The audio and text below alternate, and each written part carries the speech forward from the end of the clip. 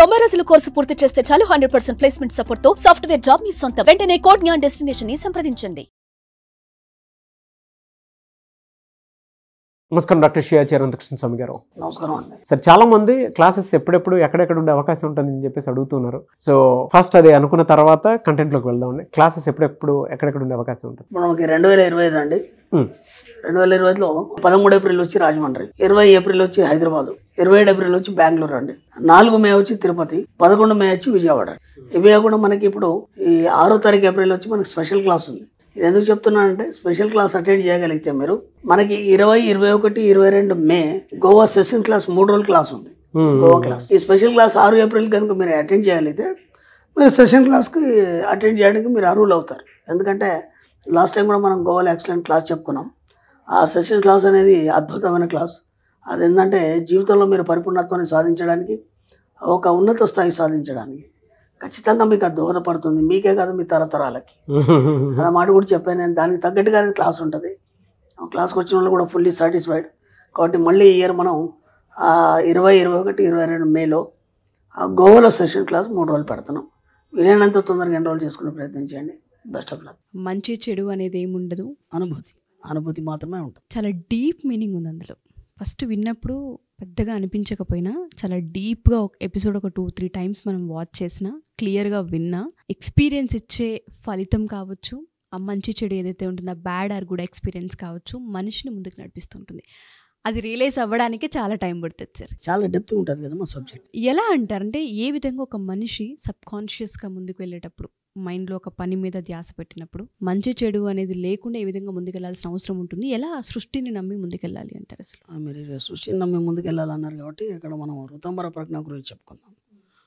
ఋతంబర ప్రజ్ఞ విశ్వజ్ఞాన కోశం అని చెప్పేసి, ఇప్పుడు మీరు మార్నింగ్ వచ్చేటప్పుడు మీ సార్కి అన్ని ఏర్పాట్లు చేసేసి, పిల్లలకి అన్ని ఏర్పాట్లు చేసేసి పంపించేశారు ఆఫీస్కి. అవన్నీ పంపించేసి ఆ తర్వాత మీరు రెడీ వచ్చారు.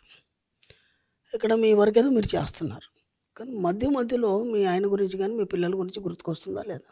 ఖచ్చితంగా వస్తుంది సార్. సరే, సాయంత్రం 5 అయిపోయింది. సాయంత్రం 5 గంటలకు పిల్లలు ఇంటికి రావాలి. మీరేమో ఇక్కడ ఉన్నారు, అవునా కదా? అక్కడ అవన్నీ ఏర్పాట్లు చేసినా మీ మనసు, ఇప్పుడు పిల్లలు వచ్చారు, ఓకేనా? రాగానే డ్రెస్ చేంజ్ చేసుకున్నాడా లేదా, అక్కడ పెట్టొచ్చాను వాడు చేసుకున్నాడా లేదా, మనిషికి కూడా చెప్పొచ్చేసాను రాగానే పిల్లలు కొద్దిగా చూసుకోమని. వాళ్ళు చూసుకునే వాళ్ళు ఉన్నారు, అంతా చేస్తున్నారు. అయినా సరే మీ మైండ్ అక్కడనే ఉందా లేదా? ఖచ్చితంగా.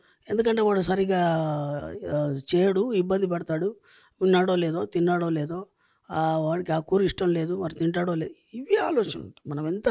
మనం ఇక్కడ మన పనిలో ఉన్నాను అంటే అక్కడ ఏం జరుగుతుందనేది మీరు ఇక్కడ ఉండి ఆ దృశ్యాన్ని చూడగలుగుతున్నారు. మీకు అక్కడ పిక్చర్ క్లియర్ కనిపిస్తుంది. వాడు డ్రెస్ కనిపిస్తుంది, వాడు ఎలా యాక్టివిటీస్ కనిపిస్తున్నాయి, మీ పాప కానీ బాబు కానీ. అలాగే మీ సార్ గురించి కూడా మీకు కొన్ని యాక్టివిటీస్, ఈ టైంకి వస్తారైనా, వచ్చే ముందు ఇవి తీసుకొస్తాడు, పిల్లల్ని నేను వెళ్ళేలో పిల్లల్ని సర్చ్ చేస్తాడు. అంటే మీరు ఎక్కడున్నా సరే మీ మనసు ఆలోచనలు ఒకదాని మీద కేంద్రీకృతమై ఉండడం ఏదైతుందో దట్స్ కాల్డ్ ఋతంబర ప్రజ్ఞ. ఋతంబర ప్రజ్ఞ విశ్వజ్ఞానం కోసం అని చెప్పేసి మనకి షణ్ముఖ శర్మ గారు చక్కగా దాని మీద వివరణ ఎక్స్ప్లెయిన్ చేశారు. మనం ఆ క్లాస్లో కూడా దాని గురించి చెప్తాం. ఇది నాకు కూడా ఈ సబ్జెక్ట్లోకి వచ్చిన తర్వాత ఈ సబ్జెక్ట్ ఏమని చెప్పాలి. ఇప్పుడు మనం డబ్బుని మనం అనుసంధానం చేసాం ఈ సబ్జెక్ట్కి, కానీ దీనికి ఒక పేరు అనేది ఉంటుంది. దీన్ని ఎలా చెప్పాలి అనేది నేను చాలా ఆలోచించాను, నాకు తట్టలేదు. అనుకోకుండా ఏమైందంటే, మా ఆఫీస్లో నేను మార్నింగ్ వెళ్ళాను ఆఫీస్కి. నా కొలీగ్ ఉన్నాడు. నేను అంతకుముందు 3 రోజుల ముందే ఈ షణ్ముఖ శర్మ గారు రాసినటువంటి ఆర్టికల్ చదివాను, ఋతంబర ప్రజ్ఞ విశ్వజ్ఞాన కోశం అని చెప్పేసి.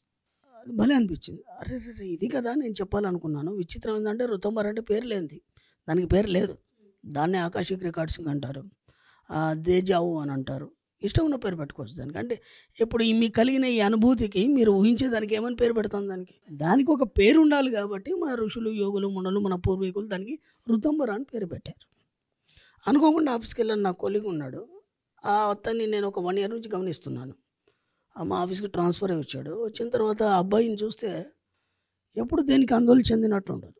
నాకు తెలిసి ఒక టీ స్నాక్స్ ఏమైనా హోటల్కి వెళ్తే ఆయనే పెడతాడు బిల్లు, ఎప్పుడు కూడా మమ్మల్ని పెట్టని వాడు.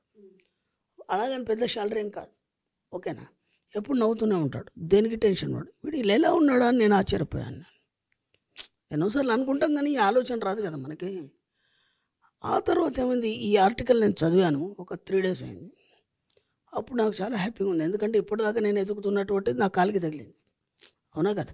ఏదైతే ఎదుగుండదో కాలికి తగిలితే హ్యాపీ కదా. అలాంటిది ఇంత గొప్ప సబ్జెక్టా ఇది, దీని వెనకాల ఇంత ఉందా అనేది అప్పుడు తెలిసింది. దీన్ని ఋతంబర్ అంటారు. దీనికి ఒక ఆలోచన విధానం ఉంటుంది. ఆ ఆలోచన విధానం అన్నిటికంటే అతీతంగా పనిచేస్తుంది. ఈ సమాజానికి అతీతంగా పనిచేస్తుంది, ఈ సృష్టికి అతీతంగా పనిచేస్తుంది. దాంట్లో అంత గొప్ప ఎనర్జీ ఉంది అని తెలిసింది అది చదివిన తర్వాత. ఉదయం ఆఫీస్కి వెళ్ళాను. వెళ్ళగానే జస్ట్ ఏం మాట్లాడలేదు, హాయ్ అన్నాను అనగానే పక్కన కూర్చున్నాను. సడన్గా ఆయన అన్నాడు కదా, నీకు ఋతంబర్ తెలుసా అన్నాడు. ఎప్పుడు ఏదో పిచ్చపట్టి మాట్లాడుకుంటాం ఆఫీస్లో, టీ తాగినామా చేసినామా ఆఫీస్ వర్క్ గురించి మాట్లాడుకుంటాం తప్ప ఇంకా అంతకంటే ఏం ఉండదు. సడన్గా ఆయన ఉన్నాడు, నీకు ఋతంబర్ ప్రజ్ఞ తెలుసా అన్నాడు. ఆ 3 రోజుల ముందు చదివి వచ్చాను కదా నేను, పొరపాటునని అవును తెలుసు అన్నాను. అయిపోయింది అన్నాడు, ఇంకేం మాట్లాడలేదు. అదేంటన్నా మాట్లాడేవంటే తెలుసు అన్నావు కదా, ఇంకా దాని గురించి మాట్లాడడానికి ఏమి ఉండదు అన్నాడు. ఇంకా తెలిసినోడికి ఇంకేం మాట్లాడలేము, ఇంకేం చెప్పలేము ఇక అంతే. అదేంటండి మాటలు ఉండవు కదా, ఋతంబర్ ప్రజ్ఞ అంటే మాటలు ఉండవు, అన్నీ నీకు తెలియకుండానే తెలిసిపోతుంటాయి. నేను ఎందుకు తెలుసు అని చెప్పి నేను తర్వాత బాధపడ్డాను. ఎందుకంటే తెలియదంటే ఆయన ఏమైనా చెప్పవచ్చు కదా, తెలుసుకునే వాళ్ళ మేము ఇంకేమన్నా. మీరు నమ్మండి, ఇంకో 1 year నాతో ఉన్నాడు ఆయన. 1 yearలో ఏనాడు అడిగినా ఆయన చెప్పలేదు నాకు, షేర్ చేయలేదు ఏమి. ఋతంబర్ ప్రజ్ఞ తెలుసా అన్నాను, తెలుసు అన్నావు, అయిపోయింది. అది తెలిసినవాడు ప్రపంచంలో ఎక్కడైనా జీవించగలుగుతాడు, ఏమైనా చేయగలుగుతాడు, ఏదైనా సృష్టించగలుగుతాడు. అది నీకు తెలిసింది ఆ రహస్యం అన్నాడు ఆయన. నేను జస్ట్ ఆర్టికల్ చదివి దాన్ని అవగాహన చేసుకున్నాను తప్ప అందుకంటే ఇంకేం తెలియదు. ఎందుకు చెప్పాను రా అని అనిపించింది నాకు. అప్పుడు అర్థమైంది కదా, ఓహో ఇతడికి ఋతంబర ప్రజ్ఞ తెలుసు కాబట్టి ఇంత హ్యాపీగా ఉన్నాడు, దేనాడు కూడా దేనికి టెన్షన్ పడలేదు, ఇంత స్వచ్ఛంగా ఉన్నాడు. ఎప్పుడైతే మనిషి ఆ ఋతంబర ప్రజ్ఞ వైపు ఎప్పుడైతే ఆలోచిస్తూ లోతుల్లోకి వెళ్ళిపోతాడో ఫస్ట్ మీ లోపల ఒక 6th sense పవర్ వస్తుంది. ఓకేనా, అంటే జరగబెట్టి అని ముందే తెలుస్తుంది. 2 ప్యూరిటీ వస్తుంది. ప్యూరిటీ ఎప్పుడైతే వస్తుందో డబ్బు సంపదాశీరం ఆటోమేటిక్గా వస్తుంది. అర్థమైందా? 3వది ఏంటంటే ఈ సమాజంతో పని ఉండదు అతనికి, అతని ప్రపంచం వేరు, అతని అంతరాల్లో అతను జీవిస్తుంటాడు నిరంతరం. అర్థమైందా? అప్పుడు ఏమవుతుందంటే సమాజం నుంచి దూరంగా ఉండాలనే ఆలోచనలు వస్తాయి. అంటే ఇక్కడ ఏమవుతుందంటే ఇవన్నీ ఒక మేధావి కానీ ఒక యోగి కానీ ఒక ఋషికి వచ్చే ఆలోచనలే తప్ప ఇంకేం ఉండదు. ఈ ఋతంబర ప్రజ్ఞలో ఏమేం జరుగుతుంది ఒక 2 ఎగ్జాంపుల్ చెప్తాను. ఒక తల్లి ఉంది, బిడ్డని పసిపాపని ఒళ్ళో పెట్టుకొని పడుకుంది. పక్క నుంచి పెద్ద ప్రొసెషన్ పోతుంది, ఆ చప్పుళ్ళు టపాసులు పేలుస్తున్నారు, గట్టిగా అరుస్తున్నారు. అయినా సరే ఆమె లేవట్లేదు నిద్రలోంచి. ఓకేనా, చిన్న పసిపాప ఇట్లా కదిలింది, చిన్న కేరింత కొట్టింది, ఎమ్మటే పొత్తుల్లోకి పట్టుకుంటుంది తల్లి. అంత పెద్ద చప్పుళ్ళకి లేవలేదు, ఈ చిన్న కేరింతకు చిన్న కదలెక్కి ఆమె ఎమ్మటే ఉలిక్కిపడి లేచి ఒళ్ళో పట్టుకుంది. ఆ తల్లికి ఆ బిడ్డకు ఉన్నటువంటి ఒక సన్నని వెండి తీగ ఏదైతుందో ఆ అనుసంధానం చేసేదే ఋతంబర ప్రజ్ఞ. ఒక సాధకుడు ఉన్నాడు, లేకపోతే యోగి ఉన్నాడు, ఒక ఋషి ఉన్నాడు, ఎవరైనా కావచ్చు. ఇప్పుడు మన వాళ్ళు ఎన్నో సాధనాలు చేస్తారు, ఎన్నో చేస్తారు. ఇప్పుడు అతను వెళ్ళాడు, ఒక హిమాలయస్ వెళ్ళాడు, ఒక అడవికి వెళ్ళాడు, లేకపోతే ఏదైనా ఒక నిర్వాణిష ప్రదర్శనకి వెళ్ళాడు, ఒక శ్రీ మహావిష్ణువు గురించి తపస్సు చేస్తున్నాడు, లేదా అమ్మవారి గురించి తపస్సు చేస్తున్నాడు. విచిత్రం ఏంటంటే ఇక్కడ మన సబ్జెక్ట్లో ఋతంబర ప్రజ్ఞ ద్వారా ప్రతిదీ నువ్వే సృష్టించుకుంటావు కాబట్టి యువర్ ద గ్రేటర్ అని చెప్పుకోబడ్డది మనం. ఇక్కడ శ్రీ మహావిష్ణువు అంటే ఎలా ఉంటాడు? 4 చేతులు, శంకు చక్రాలు, గద, కిరీటం, పీతాంబరాలు ఇవన్నీ ఉంటాయి. ఆ రూపాన్ని పదే పదే చూస్తున్నాడు ఆయన. దానికి సంబంధించినటువంటి ఒక బీజాక్షరాన్ని పదే పదే చదువుతున్నాడు. ఆ బీజాక్షరం యొక్క వైబ్రేషన్ ఫ్రీక్వెన్సీ పెరిగి ఆ శ్రీ మహావిష్ణువు యొక్క రూపాన్ని తయారు చేసి నీ ముందర నిల్చోబెట్టింది విశ్వం. నిజంగా శ్రీ మహావిష్ణువు లేడు, నువ్వే పదే పదే ఆ రూపాన్ని ఊహించుకొని దానికి సంబంధించిన బీజాక్షరాన్ని పదే పదే చదివి ఒక రూపాన్ని తయారు చేసింది నీ మనస్సు. అందుకే మనం ఏమంటామంటే ఋతంబర ప్రజ్ఞ అంటే నీ మనసుతో మాట్లాడే ప్రక్రియ అంటాం. నీ మనసే తయారు చేసింది, అక్కడ దేవుడు లేడు, నీ మనసే శ్రీ మహావిష్ణువు తయారు చేసింది. ఇంకా విచిత్రం ఏంటంటే నువ్వు ధ్యాన నిమగ్నుడై ఉన్నావు, ఆయన వచ్చి నిలిచింది కూడా నీకు తెలియదు, నీకు తెలియదు. ఇప్పుడు అతను వచ్చి నిల్చున్నాడు, నువ్వు కళ్ళు తెరవని చెప్పేది కూడా ఋతంబరనే. ఆ యొక్క జ్ఞానాన్ని కలిగించేది కూడా నీ మనసే చెప్తుంది. ఏమనంటే నువ్వు దేనికోసం అయితే ఇన్ని రోజులు నువ్వు ఆలోచిస్తున్నావు, ఏదైతే చేస్తున్నావో ఆ రూపం నీ ముందు వచ్చి నిల్చుంది, కళ్ళు తెరవని నేను కదిలించేది కూడా ఋతంబరనే.